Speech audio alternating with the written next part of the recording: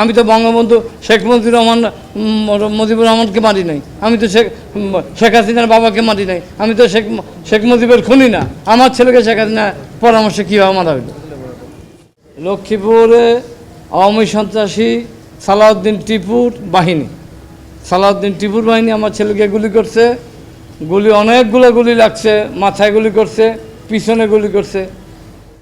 22 বছর 3 মাস 15 দিন আমার ছেলেকে লালন পালন করছি এই গুলি খাওয়ার জন্য। এই গুলি খেয়া শেখ হাসিনা তার স্বজন হারাইছে। সে কখনো সন্তান হারায় নাই, সে কখনো সন্তান হারানোর ব্যথা বোঝে না। ওসমান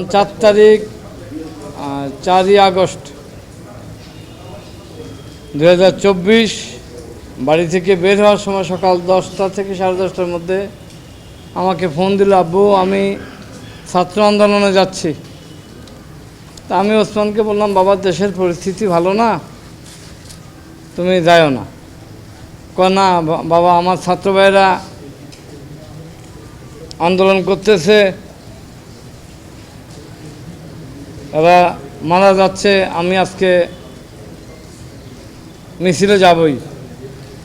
তো আমি তাকে বললাম, দাও বাবা, আল্লাহর কাছে আমানত, তাওয়াক্কাল তো আল্লাহ করে তাকে ফোনে বিদায় দিলাম।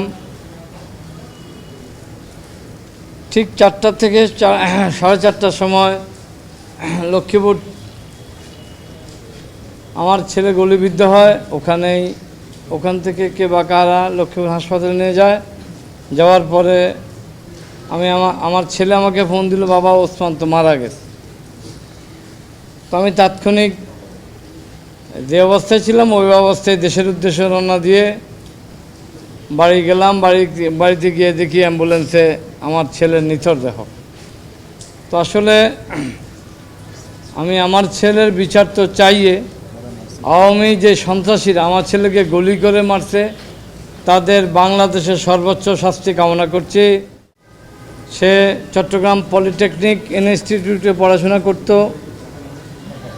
4th semester. তো আসলে আমার এই মেধাবী ছেলে আল্লাহর হুকুম হয়েছে এই আওয়ামী সন্ত্রাসীদের হাতে গুলিবিদ্ধ হয়ে মারা গেছে। আমি সর্বোচ্চ বিচার কামনা করছি। শেখ হাসিনা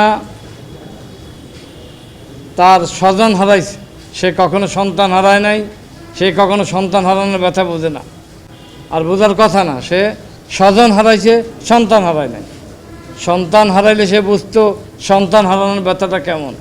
আমার কাছে আমার সন্তান গেছে, আমি বুঝি আমার কাছে কেমন লাগে মৃত্যুর আগ পর্যন্ত। আমি এই ছেলেকে ভোলার কথা না, বলবো না। লক্ষ্মীপুরে আওয়ামী সন্ত্রাসী সালাউদ্দিন টিপুর বাহিনী আমার ছেলেকে গুলি করছে।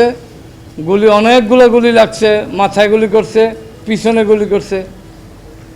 এই তো আপনাদের সবার কাছে দোয়া চাই। আমি তো আসলে আমার ছেলের তো কোনো অপরাধ ছিল না। আমার ছেলে ছাত্র মিছিলে গেছে, আমার ছেলের কি এটা অপরাধ? এই অপরাধে আমার ছেলে গুলি খেতে পারে, মরতে পারে। আমি 22 বছর 3 মাস 15 দিন আমার ছেলেকে লালন পালন করছি এই গুলি খাওয়ার জন্য। এই